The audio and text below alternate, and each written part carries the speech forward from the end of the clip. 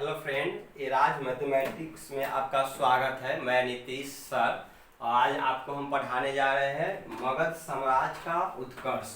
तो इससे पहले हम लोग जो भी पढ़े हैं वो पढ़ने के बाद बीच में एक दो टॉपिक है जिसको छोड़ दिया, वो बहुत इम्पोर्टेंट नहीं था, वह बाद में हम कभी कर लेंगे। और जो सबसे ज़्यादा इम्पोर्टेंट टॉपिक है हम उसको देखेंगे अभी। तो उसमें से जो एक है मगध साम्राज्य का उत्कर्ष, मतलब मगध राज का उत्कर्ष, कैसे कैसे मगध राज का उत्कर्ष हुआ उसके बारे में हम लोग देखेंगे। तो मगध साम्राज्य पर देखिएगा कि सबसे प्राचीनतम कोई जो वंश था उस वंश के संस्थापक के रूप में देखिएगा वह व्यक्ति का नाम आता है बृहद्रथ। मगध साम्राज्य पर सबसे प्राचीनतम वंश के संस्थापक के रूप में जो व्यक्ति का नाम आता है वह है बृहद्रथ। बृहद्रथ के बाद देखिएगा कि कोई वंश का जो नाम आता है वह है हर्यक। हर्यक वंश। हर्यक वंश के बाद देखिएगा जो कोई आता है उसको हम लोग बोलेंगे शिशुनाग।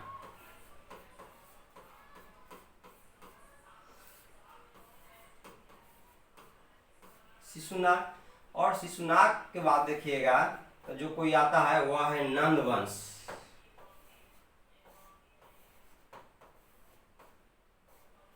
और नंद वंश के बाद देखिएगा तो थोड़ा सा हम इसको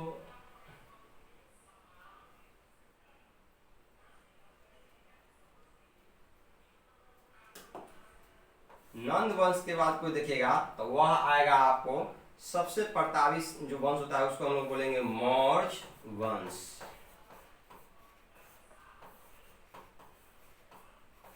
मेरे दोस्तों यहाँ पे याद रखना है, यह बहुत इंपॉर्टेंट है। आपसे पहले तो क्रम ही याद नहीं रहता है किसी लोगों को, तो हम लोग इसको याद रखेंगे कि बृहद्रथ, हर्यक, शिशु, नंद और मौर्य वंश, इतना को याद रखना है। बृहद्रथ, हर्यक, शिशु, नंद और मौर्य, इतना वंश शासन किया है मगध साम्राज्य पर प्राचीन काल में। अब हम लोग देखेंगे इसमें कि यह बृहद्रथ के बाद देखिए कि यह तो प्राचीन वंश के संस्थापक के नाम आता है बृहद्रथ के बारे में, लेकिन अब देखेंगे हर्यक वंश के बारे में। तो हर्यक वंश के बारे में हम लोग देखेंगे, तो इसमें जो पढ़ना है आप उसको देखिए। हर्यक वंश में सबसे पहले देखेगा कि देखिए सबसे पहले देखेगा यह पढ़ना है बिंबिसार के बारे में।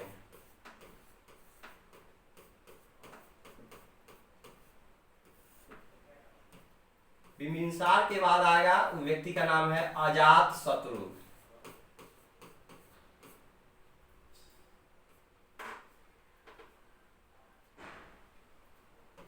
अजातशत्रु के बाद उदयन।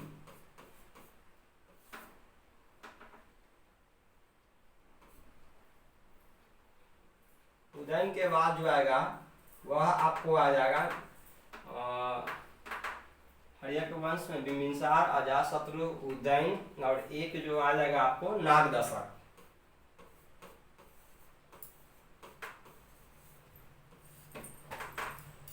अब देखिए यहाँ पे शिशुनाग वंश जो है, तो शिशुनाग वंश में हम लोग को सबसे पहले देखना है कि शिशुनाग वंश में कौन कौन है। तो देखिए यहाँ पे शिशुनाग वंश, शिशुनाग वंश के बारे में हम लोग देखेंगे। तो सबसे पहले देखिएगा यह आ जाएगा इसमें एक शिशुनाग।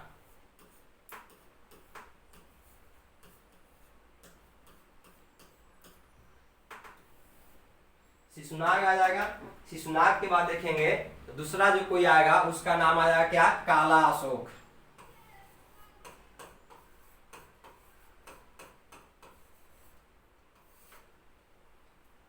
एक सेकेंड,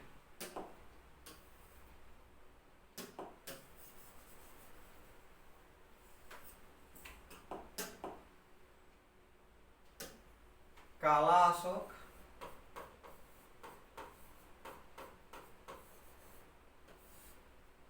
काला अशोक के बाद देखिएगा नंदी वर्धन। तो यहाँ से ध्यान रखना है। इसके बाद देखिए कि आपको आगे जो पढ़ना है आपके किसके बारे में, तो नंद वंश के बारे में पढ़ना है। तो नंद वंश देखिए नंद है, इसमें कुछ नहीं, नंद में आगे लगा है महा लगाना है और जोड़ना है क्या, महापद नंद। तो हम लोग देखेंगे कि यहाँ पे नंद वंश में देखिएगा सबसे पहले है महा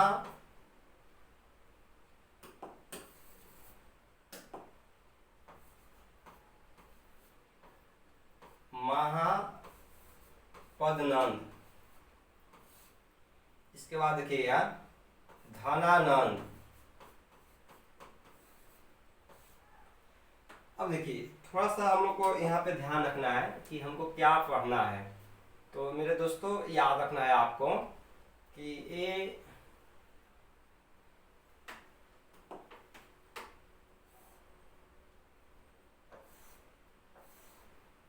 मौर्य वंश में जो आपको पढ़ना है वह सबसे पहले पढ़ना है किसके बारे में, तो हम लोग को ध्यान रखना है।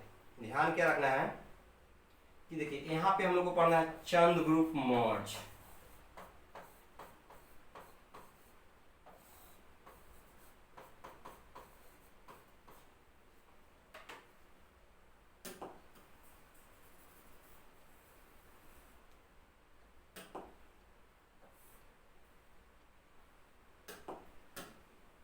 चंद्रगुप्त मौर्य पढ़ना है। और चंद्रगुप्त मौर्य के बाद देखिएगा तो आपको पढ़ना क्या है, एक है बिंदुसार। बिंदुसार। इसके बाद देखिएगा आपको जो पढ़ना है वो है आपको अशोक। मेरे प्यारे दोस्तों आपको अच्छा समझिए, ये बहुत ही अच्छा है कि आपको अच्छा से इसको गौर कीजिए, नहीं तो दिक्कत होता है और क्रम जब पूछता है तो उस समय दिक्कत होता है। देखिए ये है आपको चंद्रगुप्त मौर्य, ये है आपको बिंदुसार, ये है आपको अशोक। तो ये पहले सबसे पहले इसको देखिए ये स्ट्रक्चर को, क्योंकि यहाँ स्ट्रक्चर से आपको बहुत ज़्यादा क्वेश्चन बनेगा और हम लोग क्या करेंगे कि स्ट्रक्चर को ध्यान रखें तो मेरा बहुत आसानी से कोई भी चीज़ याद हो जाएगा। देखिए कुछ कट तो नहीं रहा है। अब हम लोग देखेंगे मगध राज जो था, मगध राज पर सबसे पहले जो किसी वंश के संस्थापक था, उस वंश संस्थापक करने वाले व्यक्ति का नाम क्या था, बृहद्रथ। मगध साम्राज्य पे मगध साम्राज्य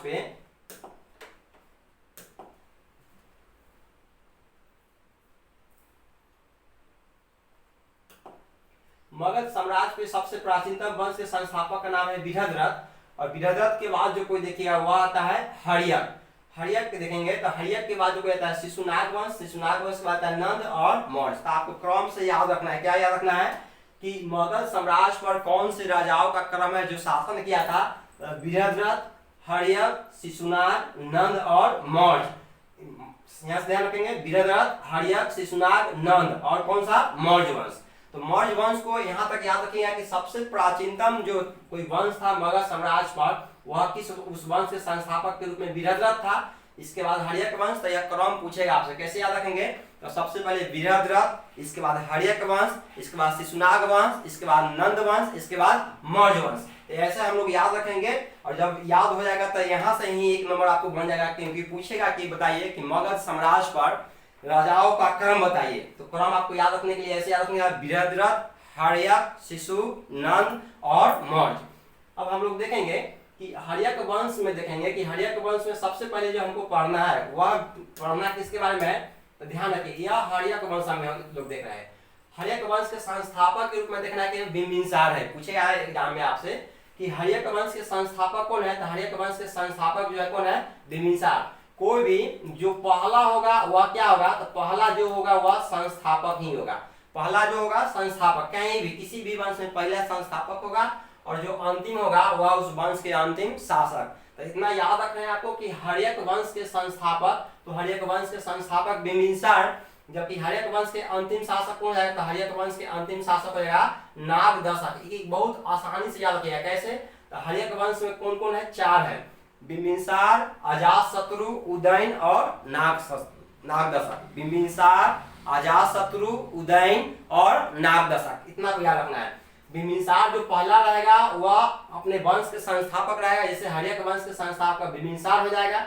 बिंबिसार का उत्तराधिकारी यानी पुत्र अजातशत्रु, अजातशत्रु का उत्तराधिकारी यानी अजातशत्रु का पुत्र उदयन, और उदयन का पुत्र हो जाएगा नागदशक। इसको भी याद रखना है। देखिए यह हुआ बिंबिसार, बिंबिसार का पुत्र अजातशत्रु, अजातशत्रु का पुत्र उदयन, उदयन का पुत्र नागदशक। इसके बाद देखिए हम लोग आएंगे इसके जस्ट बाद हर्यक वंश जब पढ़ा हो जाएगा और ये चारों वंश के बारे में पढ़ लेंगे, तब हम लोग आएंगे किसमें, शिशुनाग वंश। शिशुनाग वंश में देखिएगा तो शिशुनाग वंश के संस्थापक हो जाएगा कौन सा, खुद शिशुनाग। इसको याद रखना है क्योंकि जो भी किसी वंश अब पढ़ रहे हैं यहाँ पे कौन सा वंश, शिशुनाग वंश। और शिशुनाग वंश में पहला जो शासक है वह शिशुनाग ही है। तो जो किसी वंश का पहला शासक जो होगा वह उसका संस्थापक होगा। तो शिशुनाग वंश के संस्थापक के रूप में अगर कोई पूछा कि कौन है, तो संस्थापक के रूप में हम लोग देखेंगे कौन सा, शिशुनाग। जो हम लोग अभी स्ट्रक्चर को देखकर ब्रीफ कर रहे हैं, छोटा सा संक्षिप्त उसको बारे में जान रहे हैं, ताकि जो छोट छोट क्वेश्चन जो बनता है पहला बार में उसको हम लोग पढ़ ले, तब डिटेल्स तो पढ़ना ही है। अब देखेंगे शिशुनाग वंश के दूसरा जो शासक होता है वह है काला अशोक, या शिशुनाग वंश के शिशुनाग का उत्तराधिकारी कौन रहेगा, काला अशोक। काला अशोक के बाद कौन हो जाएगा, नंदीवर्धन। फिर हम लोग देखेंगे कि उसके बाद आता है शिशुनाग वंश समाप्त होता है, तब आएगा नंद वंश। और नंद वंश के संस्थापक देखेंगे तो पहला जो भी होगा वह संस्थापक, नंद वंश के संस्थापक के रूप में महापद नंद। और नंद वंश के देखिएगा कि अंतिम शासक कौन रहेगा, तो धनानंद। और यही धनानंद को क्या होता है कि चाणक्य के द्वारा, यही धनानंद को चाणक्य के द्वारा, चाणक्य बोलिए या कौटिल्य बोलिए, कौटिल्य, चाणक्य या कौटिल्य, या इसी को हम लोग बोलते हैं का विष्णुगुप्त।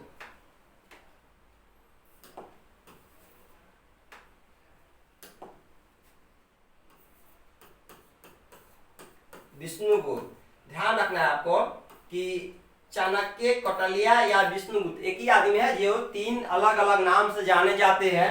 और ये चाणक्य, कौटिल्य या विष्णुगुप्त की मदद से धनानंद को क्या करते हैं कि चंद्रगुप्त मौर्य, जो मौर्य वंश के संस्थापक होते हैं, चंद्रगुप्त मौर्य ने धनानंद को मगध के साम्राज्य से हटा देते हैं। और हटाने के बाद जब आप देखिएगा कि मगध पर सबसे प्रतापी और सबसे महान शासक जो कोई आ जाता है वह आता है कौन, मौर्य वंश, जिसमें से एक शासक होते हैं, जैसे चंद्रगुप्त मौर्य, जैसे बिंदुसार, जैसे अशोक महान। तो इस प्रकार से आप देखिएगा कि नंद वंश के अंतिम शासक धनानंद को चाणक्य, कौटिल्य या विष्णुगुप्त के मदद से चंद्रगुप्त मौर्य ने क्या करता है कि उसको पद से हटा देता है और राजा से हटा देता है। और हटाने के बाद जो मगध साम्राज्य पर एक नया वंश की स्थापना होता है उसे हम लोग बोलते हैं मौर्य वंश। और मौर्य वंश के संस्थापक चंद्रगुप्त मौर्य, चंद्रगुप्त मौर्य का उत्तराधिकारी बिंदुसार, बिंदुसार के बाद देखिएगा उसका उत्तराधिकारी अशोक। और मौर्य वंश जो स्थापना करते हैं, जो संस्थापक के रूप में हम लोग जानते हैं चंद्रगुप्त मौर्य, वह किसके मदद से, तो चाणक्य या कौटिल्य या विष्णुगुप्त के मदद से चंद्रगुप्त मौर्य ने मगध साम्राज्य पर एक नया वंश, कौन सा वंश, तो मौर्य वंश की स्थापना करते हैं। और मौर्य वंश के देखिए राजा बने थे चंद्रगुप्त और उसकी प्रधानमंत्री बने कौन, चाणक्य, कौटिल्य या विष्णुगुप्त। तो मेरे दोस्तों हम इतना ब्रीफ कर लिए मेरे प्यारे दोस्तों, इसको अच्छा से फ्रेमिंग करके आप याद रखिए, क्योंकि यहाँ से क्रम में आपको बहुत बार पूछेगा कि निम्नलिखित में से कौन से हर्यक वंश से संबंधित शासक है। तो हर्यक वंश से संबंधित शासक के नाम बिंबिसार, अजातशत्रु, उदयन और नागदशक है। इसके बाद आपसे पूछेगा कभी निम्नलिखित में से कौन से मौर्य वंश से संबंधित शासक है। तो यहाँ देखिए, यहाँ पे बिंदुसार है और यहाँ पे बिंबिसार है। तो लोग यहाँ पे कंफ्यूजन में पड़ जाते हैं कि बिंबिसार, बिंदुसार। तो याद रखना है कि हर्यक वंश में आ जाएगा बिंबिसार, जबकि मौर्य वंश में आ जाएगा बिंदुसार। ये दोनों में अंतर करके याद रखिए कि बिंदुसार जो होगा मौर्य वंश में, बिंबिसार जो होगा हर्यक वंश में। तो हम लोग एक एक करके देखते हैं और एक एक करके देखेंगे। तो देखिए इसको आप अच्छा से ध्यान रख के याद कर लीजिएगा, क्योंकि ऑफलाइन क्लास में तो हम इसको याद ही करवा देते हैं, लेकिन ऑनलाइन क्लास में इसको ज्यादा रिपीट करने से लंबा हो जाएगा वीडियो, जो संभव नहीं है। कुछ आप मेहनत करके इसको याद कर लीजिए। ऑफलाइन क्लास में तो कोई दिक्कत है ही नहीं, पूरा का पूरा जीवा पे याद हो जाएगा। खैर आगे हम लोग देखते हैं।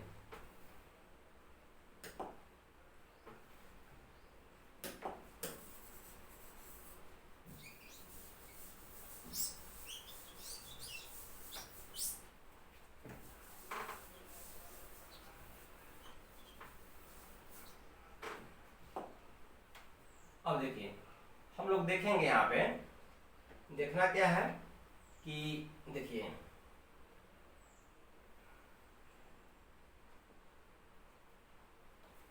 सबसे पहले देखेंगे हम लोग ये बृहद्रथ के बारे में देख लेते हैं। तो यहाँ देखिए ये बृहद्रथ जो है,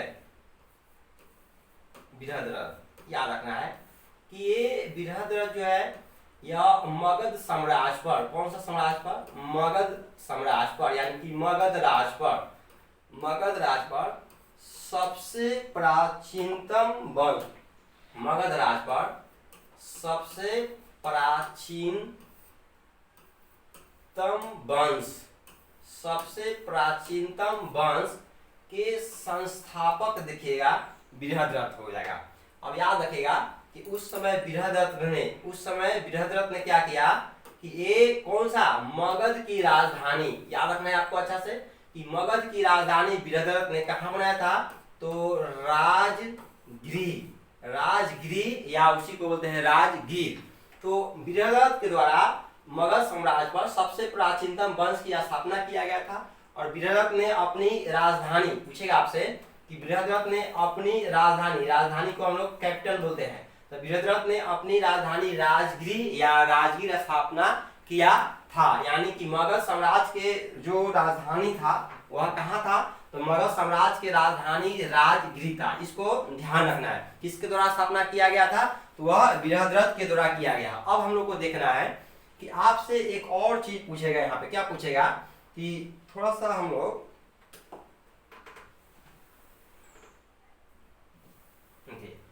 यहाँ पे आपको ये देखना है कि मगध साम्राज्य के जो सबसे प्राचीनतम मगध साम्राज्य के जो सबसे प्राचीनतम मगध साम्राज्य के सबसे प्राचीनतम जो कोई वंश था, उस वंश के संस्थापक बृहद्रथ था, उसकी राजधानी था राजगृह। अब देखिए बृहद्रथ के पुत्र जो था, बृहद्रथ के पुत्र, इसके बारे में थोड़ा सा याद रखना है, जरासंध। कौन सा, तो जरासंध, इसको याद रखना है कि बृहद्रथ के पुत्र कौन है, तो जरासंध। लेकिन आपको जो सबसे इंपोर्टेंट बात याद रखना है वह क्या है कि एक ही चीज पूछेगा कि मगध साम्राज्य पर सबसे प्राचीनतम वंश के संस्थापक कौन थे, तो मगध साम्राज्य पर सबसे प्राचीनतम वंश के संस्थापक बृहद्रथ थे। अब पूछेगा कि मगध साम्राज्य के सबसे प्राचीनतम राजधानी जो था, मगध साम्राज्य के सबसे पहले वाला जो राजधानी था वह कहाँ था, तो वह था राजगृह। याद रखना है, राजगृह को ही हम लोग अब बोलते हैं राजगीर। तो इसको याद रखना है कि मगध साम्राज्य के सबसे प्राचीनतम वंश के संस्थापक जो था वह व्यक्ति बृहद्रथ था। बृहद्रथ ने मगध साम्राज्य की राजधानी कहाँ पे, राजगीर, यहाँ पे। क्यों याद रखना है कि आगे चलकर आपको याद रखना है कि राजधानी बहुत जगह चेंज होगा, और जैसे जैसे राजधानी चेंज होगा वैसे वैसे हम आपको जीवा पे याद करवा देंगे। लेकिन दोनों में अंतर पूछेगा। क्या पूछेगा कि बताइए किस शासक के द्वारा राजधानी को बदलकर यहाँ रख दिया गया। पूछा कि बताइए कि सबसे प्राचीनतम राजधानी कहाँ था। तो ये सब चीज को ध्यान रखने के लिए जरूर याद रखिएगा कि मगध साम्राज्य के सबसे प्राचीनतम राजधानी राजगृह, ये बहुत अच्छा से याद रखिएगा। कौन बनाया था, तो बृहद्रथ। अब मेरे प्यारे दोस्तों हम लोग देखते हैं आगे क्या देखते हैं कि सबसे पहले तो हमको इसको इरेज करना पड़ेगा।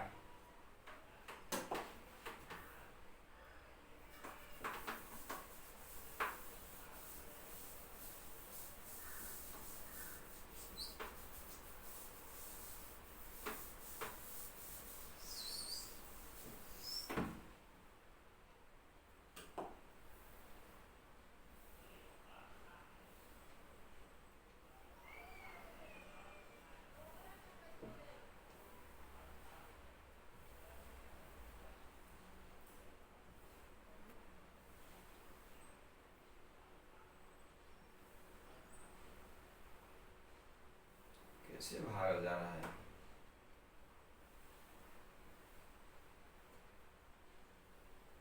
आ जाओ यहाँ पे। अरे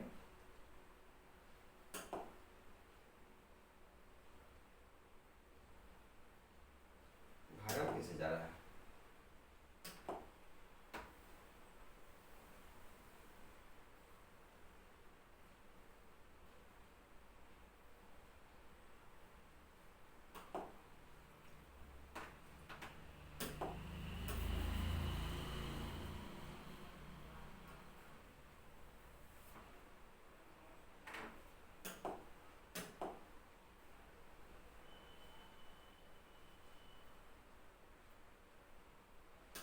देखिए अब हम लोग पढ़ेंगे कि हर्यक वंश, कौन सा वंश, हर्यक वंश।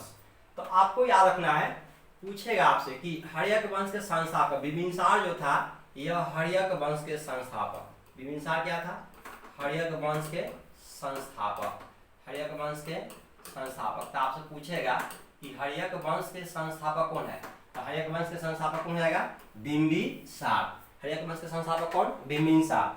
तो हम लोग हर्यक वंश के बारे में, हम बिंबिसार के बारे में पढ़ेंगे। तो इसको हम लोग क्या करते हैं कि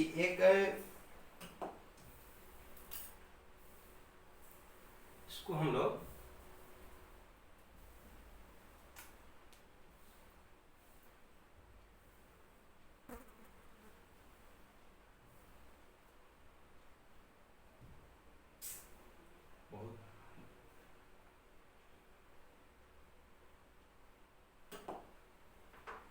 चलिए एक आगे बढ़ते हैं, इसको देखते हैं लोग। सबसे पहले यहाँ देखिए हर्यक वंश। हर्यक वंश, हर्यक वंश में देखेंगे कि आपसे पूछेगा कि बताइए हर्यक वंश के संस्थापक। तो देखिए हर्यक वंश के संस्थापक के रूप में आप जान रहे हैं कि कौन हो जाएगा, तो हो जाएगा आपका आंसर बिंबिसार। पूछेगा आपसे कि हर्यक वंश के संस्थापक, तो बिंबिसार। हम लोग को पूरा केंद्रित करना है किसके बारे में, तो बिंबिसार के बारे में केंद्रित करना है। देखिए बिंबिसार जो था, बिंबिसार, यह बिंबिसार किस धर्म के अनुयायी था, ध्यान रखना है इसको। तो बिंबिसार जो था यह बौद्ध धर्म के, कौन सा धर्म के, बौद्ध धर्म के अनुयायी था। थोड़ा सा स्लो हो जाता है, इस पे डिजिटल मोड पे दिक्कत होता है, इसीलिए घबराना नहीं है। बिंबिसार जो था यह बौद्ध धर्म के क्या था, तो बिंबिसार बौद्ध धर्म के अनुयायी, यानी कि याद रखना है आपको, कैसे याद रखें। देखिए बिंबिसार के देखिए कि यह क्या है, तो ब है, बिंबिसार में व है और बौद्ध धर्म में क्या है, ब। तो आपको याद रखना है बिंबिसार बौद्ध धर्म के अनुयायी है। अब देखिए बिंबिसार क्या करते हैं कि बिंबिसार अपने बहुत से नीति अपनाते हैं, सेवा नीति, युद्ध नीति, और इस नीति के द्वारा इन्होंने मगध साम्राज्य को बहुत बड़ा मतलब विस्तार कर देते हैं, और इसीलिए इनका कहता है कि इन्होंने विकास के लिए बहुत काम किए मगध साम्राज्य पर। तो हम लोग देखेंगे यहाँ पे कि सबसे पहले आप देखिएगा कि बिंबिसार जो है, यह बिंबिसार ने 3 नीति अपनाता है। कौन सा नीति, तो देखिए 3 नीति में देखिएगा, ये 3 नीति ध्यान रखना है। 3 नीति कुछ होता नहीं है, देखिए क्या है, ऐसे 3 नीति अपनाते हैं और 3 नीति में ही बहुत से देखिएगा चीज करते हैं। जैसे देखिए इन्होंने क्या करते हैं कि सबसे पहले देखिएगा कि ये देखिए अवंती, कहाँ, अवंती के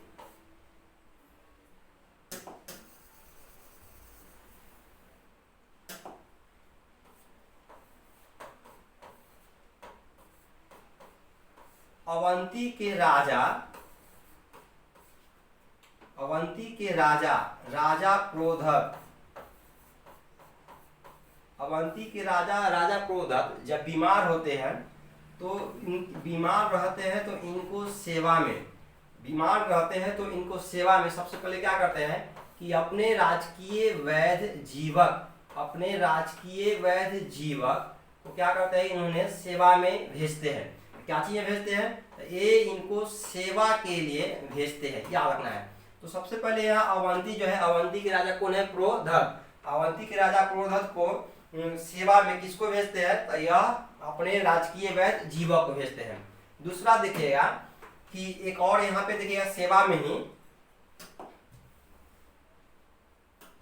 दूसरा देखिएगा तो यहाँ पे महात्मा बुद्ध,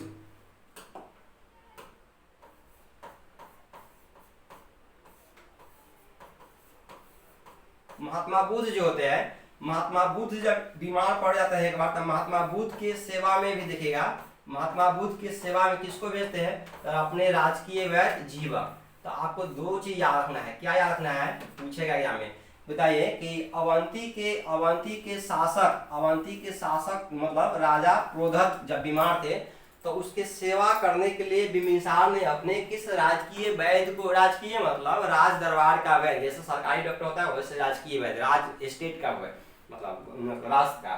तो यह क्रोधक को बीमार होते थे, उनको देखने के लिए किसको, तो जीवक को भेजते हैं। इसको पूछेगा, तब पूछेगा आपसे एग्जाम में, बताइए कि अवंती के राजा क्रोधक को जब बीमार थे तब उसको सेवा के लिए जीवक को किसने भेजा था, तो कौन भेजा था, बिंबिसार ने। ये बात भैया ध्यान रखना है।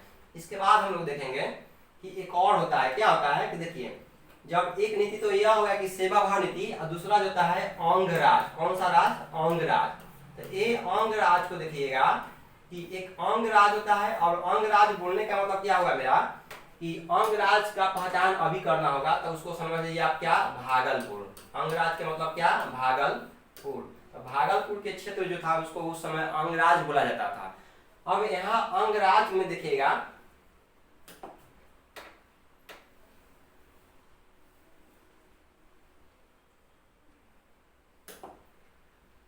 अंगराज को देखिएगा क्या होता है कि अंगराज के शासक होते हैं, और अंगराज के शासक पे अटैक करके इन्होंने क्या करते हैं अंगराज पे, मतलब बिंबिसार क्या करते हैं कि अंगराज पे अटैक करते हैं और यहाँ पे प्रहार करने के बाद अंगराज को अपने मिला लेते हैं। कहाँ पे? तो मिला लेते हैं मगध साम्राज्य में। किस साम्राज्य में? तो मगध साम्राज्य में। इसको अच्छा से याद रखिएगा, पूछेगा आपसे कि बताइए कि बिंबिसार ने किस राज को मगध साम्राज्य में मर्ज कर लिया था। मर्ज मतलब मिला लिया था। तो मर्ज राज में क्या किया था? मिलाया था।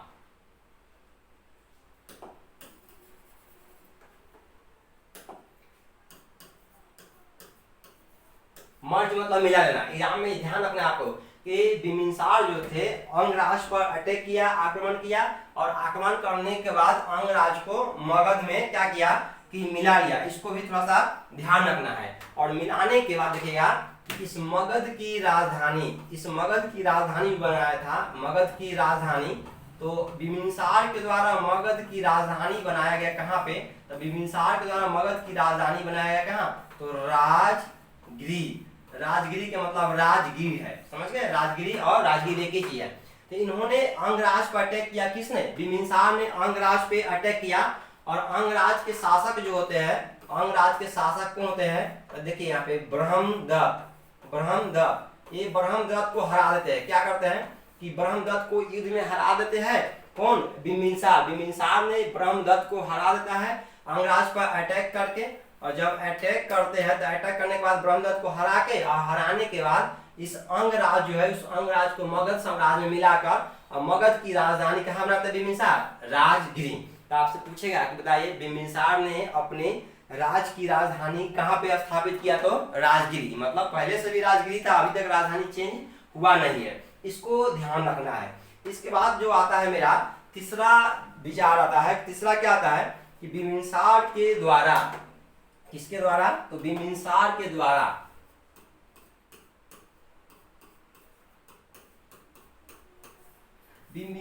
द्वारा देखिएगा कि यहाँ पे ये विवाहिक नीति, तीसरा नीति है। मतलब क्या करते हैं कि अपने साम्राज्य को विस्तार करने के लिए इन्होंने मतलब अलग अलग राज्यों में, कई 2-3 राज्यों में शादी विवाहिक रिलेशन, मतलब वैवाहिक वहां पे विवाहिक रिलेशन, मतलब वहां पे एक नया दिखेगा कि रिलेशन बनाता है और वहां से उसको राज को धीरे धीरे अपने मिला लेता है और वहां से सुरक्षा ले लेता है। और इसके कारण देखिएगा कि बिंबिसार जो है अपने समाज में बहुत ज्यादा मतलब पॉपुलर हुआ थे। तो देखिए इन्होंने सबसे पहले क्या करते हैं कि देखिए कि यहाँ एक वैशाली, कहाँ जी? तो वैशाली।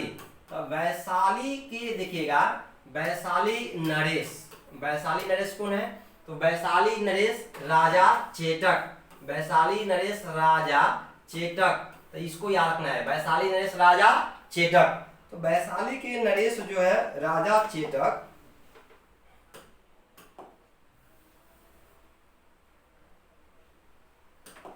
राजा चेटक की पुत्री के देखिएगा आपकी कि राजा चेटक के पुत्री, और पुत्री का नाम क्या है? तो पुत्री का नाम आप देख लीजिएगा यहाँ पे वैशाली नरेश राजा चेटक की पुत्री, और पुत्री का नाम है,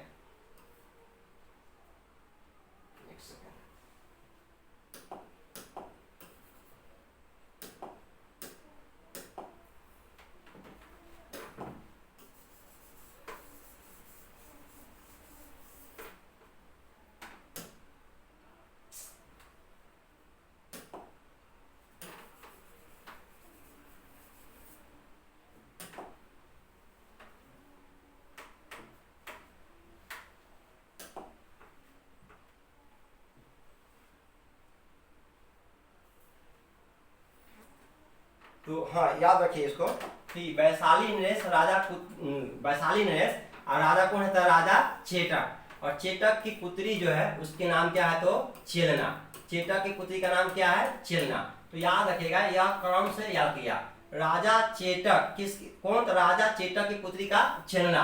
बिंबिसार का देखिए कि विवाह जो होता है किसके साथ होता है? तो वैशाली नरेश राजा चेटक की पुत्री चेलना। नरेश के मतलब ही राजा हो गया, के साथ शादी होता है। दूसरा जो देखिएगा, तो दूसरा आप देखिए यहाँ पे क्या होगा? तो एक और है आपको क्या? लिच्छित, एक और है पंजाब जिसको बोलते हैं मद्र। तो पंजाब को देखिएगा कि राजकुमारी है, कि पंजाब के राजकुमारी, और पंजाब के राजकुमारी है, और राजकुमारी का नाम देखिएगा तो यह कौन है? क्षेमा। तो पंजाब की राजकुमारी क्षेमा। और तीसरा जो है आप इसके बाद देखिएगा तीसरा, तो यह आपको तीसरा के रूप में देख लीजिएगा कि यह क्या करते हैं कि एक है कौशल, कौशल नरेश, कौशल नरेश राजा प्रसेनजीत। तो कौशल नरेश राजा प्रसेनजीत की बहन जो है जिसका नाम क्या है महाकोसला। कौशल नरेश, कौशल नरेश राजा प्रसेनजीत, प्रसेनजीत की देखिएगा कि यहाँ पे प्रसेनजीत की बहन है वह क्या है तो महाकौशला।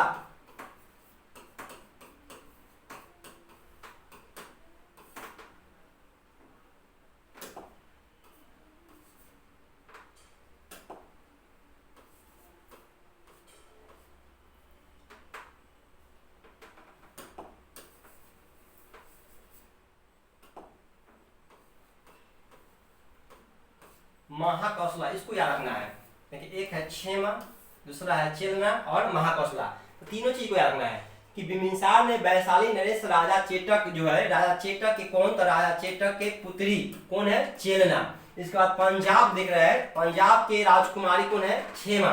और कौशल नरेश राजा प्रसेनजीत की पुत्री बहन है, कौशल नरेश राजा प्रसेनजीत की बहन है जिसका नाम क्या है महाकौशला। इन तीनों के साथ जब तीन जगह यह शादी करते हैं तो इस प्रकार से तीनों राज्य से यह सुरक्षित हो जाते हैं और तीनों राज्य को धीरे धीरे अपने में मर्ज करते हैं, मिला देते हैं। तो बिंबिसार के द्वारा इतना याद रखना है कि इनके शादी कहाँ का हुआ, तो चेतक की पुत्री चेलना के साथ, पंजाब के राजकुमारी क्षेमा के साथ और कौशल नरेश प्रसेनजीत की बहन महाकौशला के साथ। इतना याद रखना है। अब क्या होता है कि ये बिंबिसार जो आप देख रहे हैं, बिंबिसार देखिएगा कि ये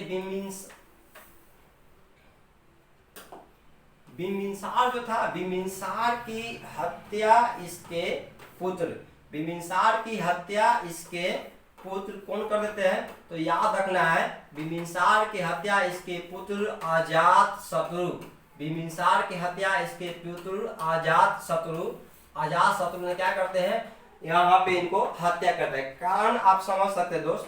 देखिए सबसे बड़ी बात यह है कि जब इन्होंने तीन शादी करेंगे, जब तीन शादी करेंगे तो होता क्या है कि तीन शादी कहे भी आप अभी देख सकते हैं कि तीन शादी के बाद इनके साथ विवाद हो जाता है, क्योंकि 3 माह होता है, 3 शादियां होती है। और इसीलिए क्या होता है कि अजात शत्रु जो होते हैं वह अपने पुत्र, अजात शत्रु अपने पुत्र बिंबिसार को क्या करते हैं, अजात शत्रु अपने पिताजी बिंबिसार को क्या करते हैं कि हत्या कर देते हैं। और हत्या करने के बाद मगध साम्राज्य पर देखिएगा कि कौन बैठते हैं, तो अजात शत्रु अब अगला शासक बनते हैं कहाँ का, मगध राज का, मगध साम्राज्य का। तो हम लोग देखेंगे बिंबिसार के बाद अगला मगध साम्राज्य पर कौन आएगा, तो अजात शत्रु, उनके बारे में देखेंगे।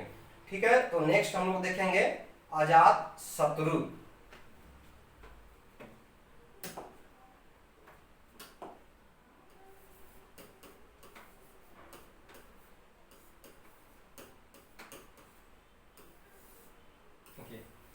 अजात शत्रु के बारे में याद रखना है, 2-3 पॉइंट पूछता है। सबसे पहले देखिएगा कि अजात शत्रु जो है, यह अजात शत्रु अपने पिता के हत्या कर देते हैं और इसीलिए इनको मतलब एक उपनाम दिया जाता है। कौन सा नाम दिया जाता है, कुनिक, कुनिक। तो अजात शत्रु को कुनिक के नाम से भी जाना जाता है। आपसे पूछेगा कि अजात शत्रु का उपनाम क्या है, तो उपनाम जो है वह क्या है, तो कुनिक। अजात शत्रु को कुनिक कहा गया क्यों, क्योंकि इन्होंने अपने पिता को हत्या कर देता है।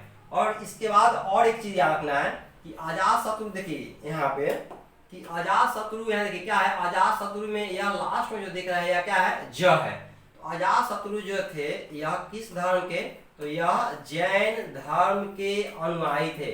अजात शत्रु जैन धर्म के अनुयायी थे, याद रखना आपको। जैसे बिंबिसार के बारे में बोले थे, बिंबिसार में ब है, तो बिंबिसार में ब है तो बिंबिसार बौद्ध धर्म के अनुयायी थे। जबकि अजात शत्रु में देखिए यहाँ पे अजात शत्रु में ज है तो यह जैन धर्म के अनुयायी है। इसको थोड़ा सा याद रखना है।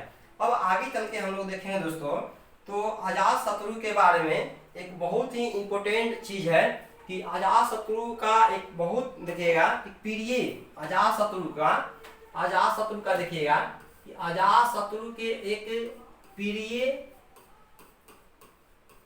प्रिय मंत्री होते हैं। कौन सा मंत्री? प्रिय मंत्री। तो ध्यान रखना है, अजात शत्रु ने अपने सुयोग मंत्री मतलब अपने बहुत ज्यादा तेज तराक मंत्री, और उस मंत्री का नाम क्या है? तो अजात शत्रु अपने मंत्री वर्षकार के मदद से सबसे पहले तो इन्होंने अपने पिताजी को हत्या कर दिया, और हत्या करने के बाद क्या किया कि अपने नलियाल में, यानी कहाँ पे? वैशाली में।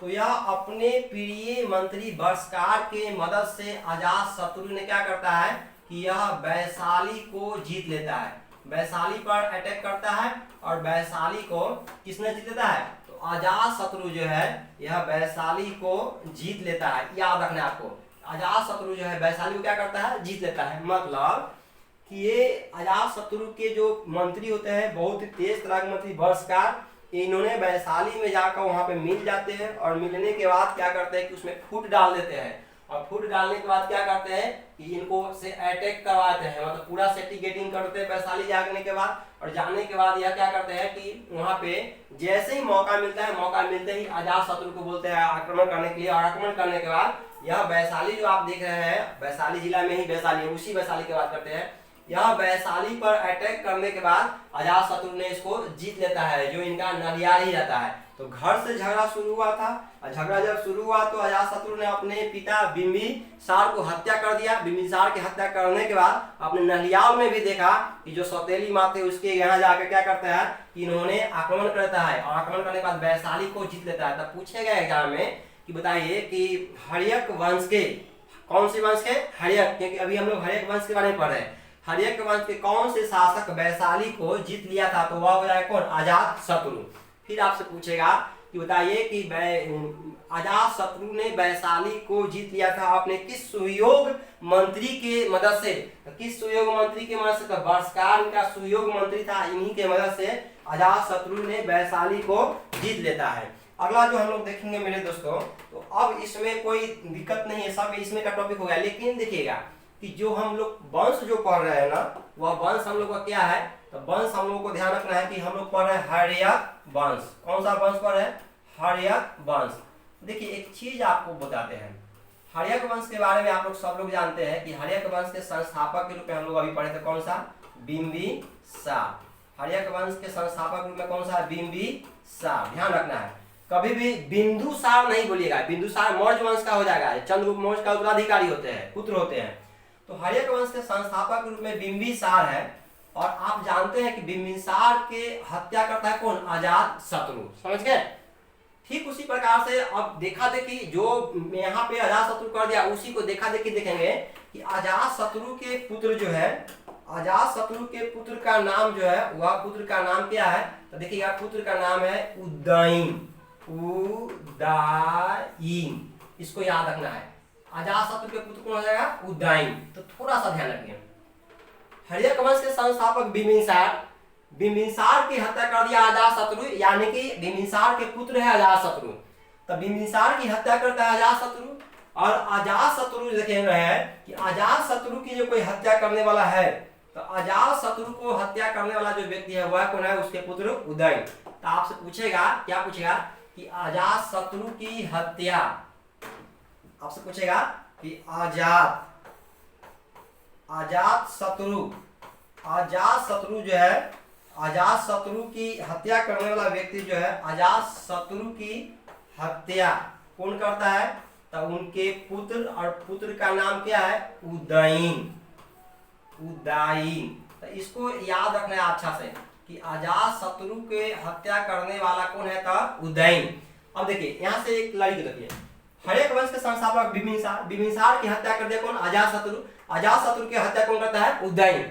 इस क्रम चलते रहता है सिलसिला कि प्रत्येक पुत्र अपने पिता को हत्या करता है। जैसे बिंबिसार की हत्या कर दिया बिंबिसार के पुत्र अजात शत्रु, फिर अजात शत्रु की हत्या करता है अजात शत्रु के पुत्र उदयन, और इस प्रकार से सिलसिला जब चलते रहता है क्रम से, इसीलिए हम लोग ध्यान रखना है, बहुत बहुत इंपॉर्टेंट बात आपको बता रहे हैं। इसीलिए हम लोग देखते हैं क्या कि ये हर्यक वंश को हम लोग बोलते हैं क्या? पितृहंता वंश।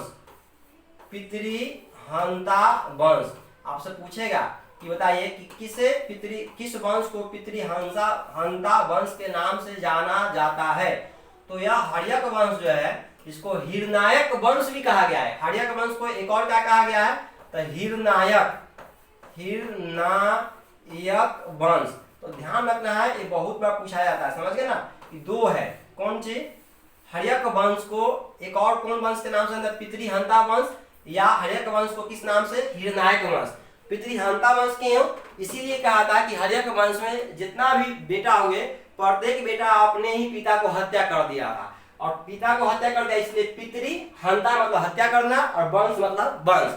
तो हर्यक वंश में अजातशत्रु अपने क्या करता है, पिता बिंबिसार को हत्या करता है, फिर अजातशत्रु को हत्या करता है कौन, उदयन, और इसीलिए हर्यक वंश का नाम ही पड़ता है कौन, पितृहंता वंश, यानी कि पिता को मारने वाला वंश। अब हम लोग देखेंगे कि अजातशत्रु जो है, अजातशत्रु की हत्या कौन करता है, तो उदयन, अजातशत्रु की हत्या उदयन। अब हम लोग पढ़ेंगे क्या, अजातशत्रु का जो है इतना ही टॉपिक बनता है, अब हम लोग आगे पढ़ेंगे उदयन। तो मेरे दोस्तों उदयन के बारे में जो देखेंगे, देखिए सबसे पहले लिखते हैं हम लोग उदयन, ये क्या लिखा गया, सबसे पहले उदयन, देखिए ये उदयन जो है, उदयन इनके बारे में देखिए, यह उदयन क्या करते हैं,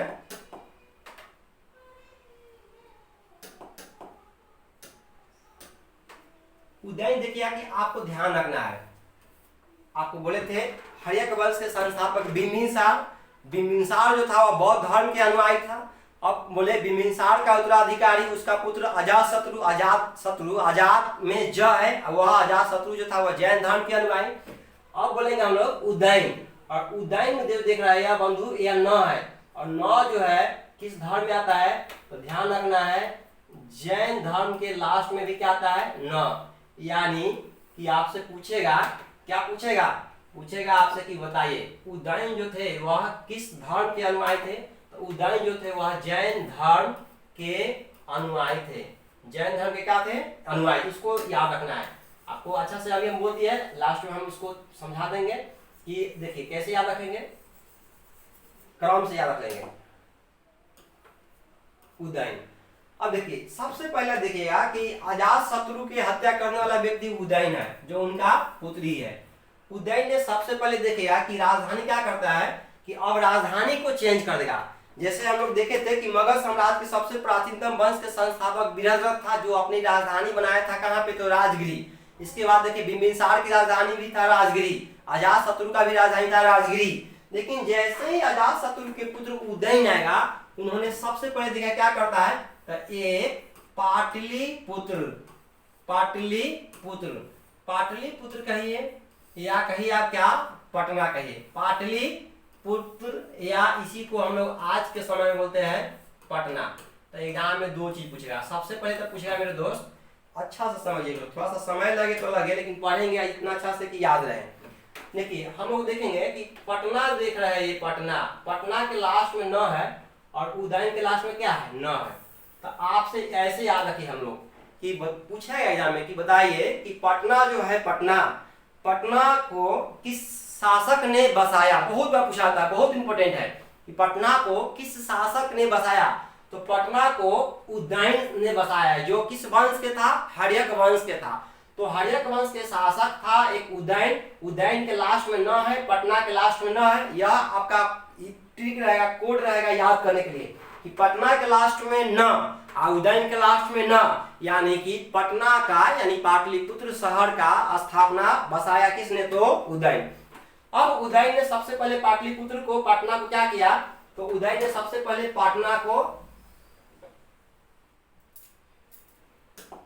उदयन ने पटना को क्या किया, स्थापित किया, क्या किया, तो स्थापना किया। पूछेगा आपसे कि बताइए पटना के स्थापना किसने किया, तो पटना के स्थापना करने वाला व्यक्ति कौन थे, उदयन थे। दूसरी बात देखेंगे हम लोग कि उदयन ऐसा व्यक्ति थे कि अपने साम्राज्य मतलब कहाँ, तो यह पाटलिपुत्र को स्थापना किया, और पाटलिपुत्र को हम लोग देखेंगे कि पाटलिपुत्र की राजधानी के रूप में भी स्थापित किया।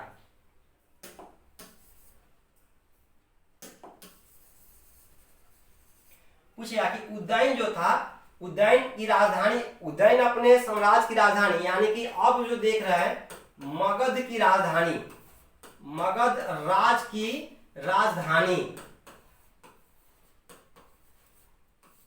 मगध राज, देखिए मतलब मगध राज की राजधानी जो है अब कहां पे चला जाएगा, तो मगध राज की राजधानी, मगध राज की राजधानी अब आ जाएगा आपको पटना, पाटलिपुत्र। तो दो चीज याद रखना है, क्या कि सबसे पहले यह क्या क्या उदय ने पटना शहर को बसाया, और राजधानी के रूप में भी, राजधानी के रूप में पटना को क्या बनाया था, पटना को ही अपना राजधानी बनाया, पटना को क्या बनाया, राजधानी। तो पूछेगा कि पटना शहर को किसने बसाया, तो उदय, पटना को पाटलिपुत्र की अपना राजधानी किसने बनाया, तो उदय। और इसके बाद हम लोग देखेंगे कि अब यहाँ से एक चीज एक्स्ट्रा बात है जो आपको याद रखना है, पटना पूछेगा कि किस नदी, तो याद रखिएगा गंगा और सोन, गंगा और सोन एक्स्ट्रा बात है जो बाद में कभी आएगा, आप प्लस कौन, सोन। देखिए ये दो नदी है, एक है गंगा नदी और दूसरा कौन है, सोन नदी। तो गंगा और सोन नदी के तट पर पाटलिपुत्र, पाटलीग्राम, पटना बसा हुआ है, पूछेगा, इतना बात को याद रखना है। इसके बाद जो हम लोग देखेंगे तो उज्जैन जो देखिएगा कि पाटलिपुत्र को स्थापित कर देता है, और इसके बाद देखिएगा कि ये हाँ उज्जैन के रूप में देखेंगे तो उज्जैन के पुत्र जो देखिएगा, उज्जैन के पुत्र का नाम जो है वह पुत्र का नाम क्या हो जाएगा, तो ये हो जाएगा नाग दशक, कौन हो जाएगा, नाग दशक, ध्यान रखना है। उज्जैन पाटलिपुत्र शहर का बसाया, उदय ने अपनी राज की राजधानी यानी मगध राज की राजधानी पटना स्थापित किया, और पटना किस पर बसा हुआ है, गंगा और सोन नदी के तट पे बसा हुआ है। उदयन के पुत्र का नाम क्या है, नाग दशक। और इस प्रकार से आपसे जो पूछेगा एग्जाम में क्वेश्चन, क्या पूछेगा, तो ध्यान रखना है आपसे पूछेगा। अब देखिए हम लोग जो पढ़ रहे थे वह पढ़ रहे थे कौन सा वंश, तो हम लोग पढ़ रहे थे हर्यक वंश, हम लोग जो पढ़ रहे थे वह पढ़ रहे थे हर्यक वंश। और हर्यक वंश के में कौन सा, तो हर्यक वंश में शासक जो है उदयन। तो हर्यक वंश के अंतिम शासक जो देखिएगा, हर्यक वंश के अंतिम शासक कौन था, तो उदयन के पुत्र नाग दशक। तो पूछा एग्जाम में कि बताइए कि यह जो था उदयन कौन, नाग दशक, यह नाग दशक, नाग दशक, नाग दशक क्या था, तो यह हर्यक वंश के, हर्यक वंश के अंतिम शासक,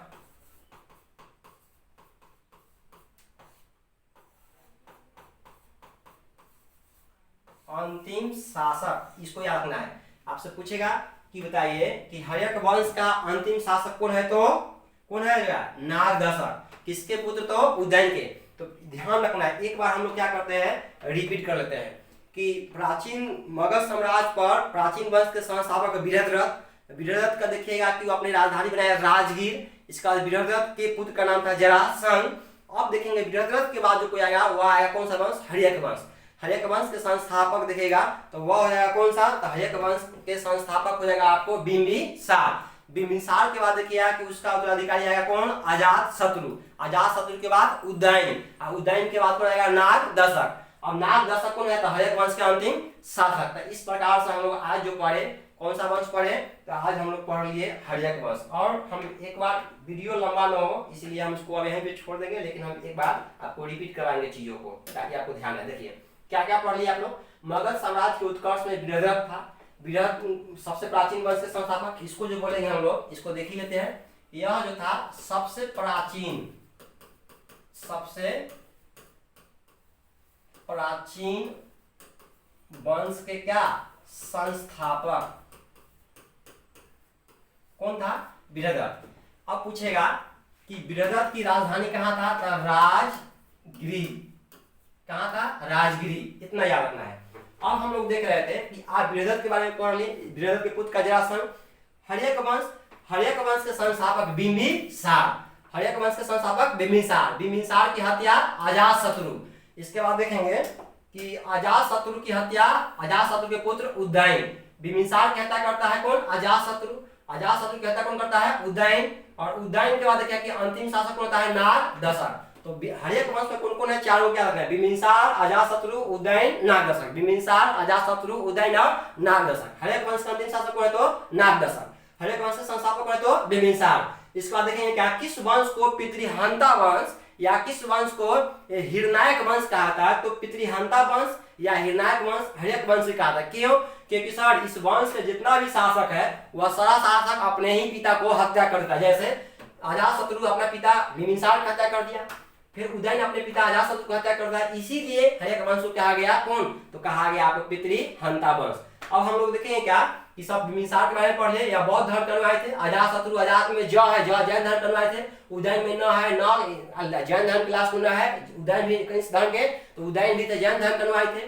और उदयन के लास्ट में न है, पटना के लास्ट में न है, यानी कि पटना का स्थापना कौन किया था, उदयन। मगध साम्राज्य की राजधानी राजगिरी से हटाकर, देखिए राजधानी कहाँ है, राजगिरी, राजगिरी से हटाकर और क्या किया, उदयन ने कहाँ लाया, तो पाटलिपुत्र, पाटलिपुत्र लाया। तो याद रखें पहली बार राजधानी जो होता है पाटलिपुत्र आता है। और इसके बाद देखिएगा कि इसके बाद हर्यक वंश का अंतिम शासक नाग दशक है। नाग दशक को क्या करेगा, शिशुनाग ने इसको हटा देता है, पद से हटाकर, और शिशुनाग ने अपनी राजधानी क्या करता है कि अपनी राजधानी शिशुनाग ले आता है कहाँ पे, तो शिशुनाग राजधानी लाता है वैशाली। इस तरह से याद रखना है राजधानी कहाँ से कहाँ हो रहा है, तो राजधानी पहले था राजगिरी, किसका, वीरगढ़ का। हर्यक वंश के संस्थापक बिंबिसार ने अपनी राजधानी बनाया था कहाँ पे, तो राजगिरी। अजातशत्रु का भी राजधानी था राजगिरी। लेकिन जैसे उदयन आता है, उदयन ने पहले पटना को बसाया और अपनी राजधानी भी, मगध साम्राज्य की राजधानी भी पाटलिपुत्र कर देता है। लेकिन उदयन के देखिएगा पुत्र नाग दशक आता है। नाग दशक को कौन, तो शिशुनाग वंश के संस्थापक कौन, शिशुनाग।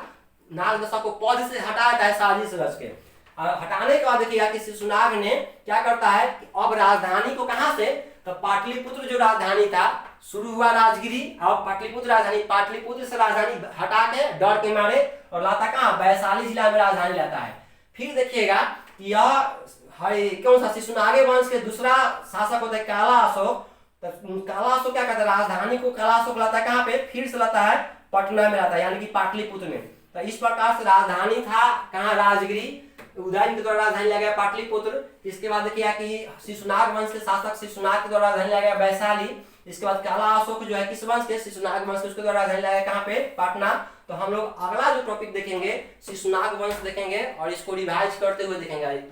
रेगुलर आप देखिएगा वीडियो, और वीडियो देखने के जस्ट बाद हम लोग क्वेश्चन आंसर करते हैं, जो सारा क्वेश्चन पकड़ा जाएगा। हम आपको विश्वास दिलाते हैं कि आप इसको एक बार दो बार आगे पीछे कर करके देखिए, खूब अच्छा से देखिए, आपका सारा क्वेश्चन बन जाएगा। और ये राज मैथमेटिक्स यूट्यूब चैनल को आप मैक्सिमम से मैक्सिमम सब्सक्राइब, लाइक और शेयर कीजिए, ताकि आपके पास अच्छे से अच्छे कंटेंट मैथ का, रीजनिंग का, जीएस का, जीएस में पूरा portion, science, history, geography, politics सारा आ जाएगा। तो आज इस वीडियो को आप लोग अच्छा से देखिए, और यह एक और वीडियो में हम लोग पूरा को खत्म कर लेंगे, प्लस रिवाइज भी कर लेंगे और साथ ही कुछ क्वेश्चन कर लेंगे। और तीसरा वीडियो में पूरा का पूरा इससे रिलेटेड क्वेश्चन हो जाएगा। तो आपका कोई भी प्रकार के क्वेश्चन, चाहे बीपीएससी, यूपीएससी, एसएससी, जो भी हो, सारा का सारा क्वेश्चन बनेगा। ध्यान रखना है मेरे दोस्त, पढ़ने के समय में यह सारा क्रम याद रखिए, क्रम पूछा जाता है। ऑनलाइन में हम लोग ज्यादा इसको नहीं बोल सकते क्योंकि वीडियो लंबा आता है। Thank you, that's all.